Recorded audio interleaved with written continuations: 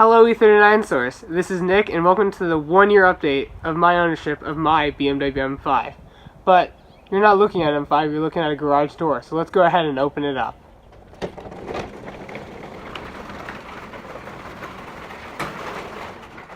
Now let's back it out of the garage and start this 1-year update.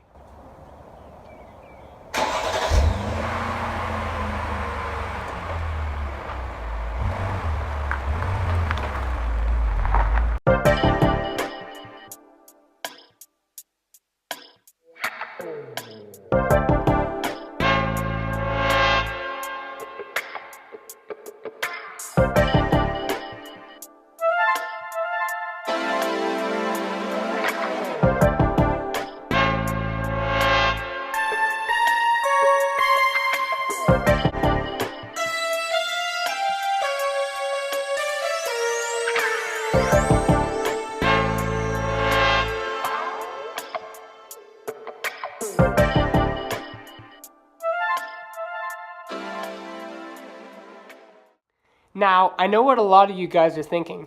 Nick, shouldn't this be an introduction video and not a 1-year update? We haven't even seen this car before. And that's where you guys are wrong. You have seen this car before. I'll give you a hint. How much M5 can you get for $7,500? Yes, that's right, it's back. It's back, and it's better than ever. That's because, since you've last seen that video, a couple things, nothing too major has happened to this car, but the small little things really add up. So let's get into the details. We'll start off with the inside. And as you can see, we have functioning pixels. Yes, that's right, we have pixels. And they don't say assen seatbelt, they say fasten seatbelt. I'd like to give a big thanks to Canon for helping me with that. What I also did, and what was rather very inexpensive, was I cleaned up the tricolor stitching on the wheel. This took me about 5 to 7 minutes, and all I used was a toothbrush. And you use a little bit of dishwashing soap, and that just comes right out. Now, under the hood, I said I did a lot of things, but none of them were actually too bad. What I did was kind of dumb stuff. This cap was missing, and so I just replaced it. And then this dipstick had a bunch of just kind of like gunk on it. It wasn't anything engine related, it was just kind of disgusting, so I put a new one of those in. I also installed a new alternator. Huge thanks to Ryan and Kenan for helping me with that. Video on the channel if you'd like to check it out.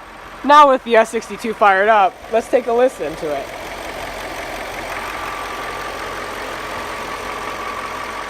During the introduction video, Ryan said this is one of the quietest S62s you've ever heard.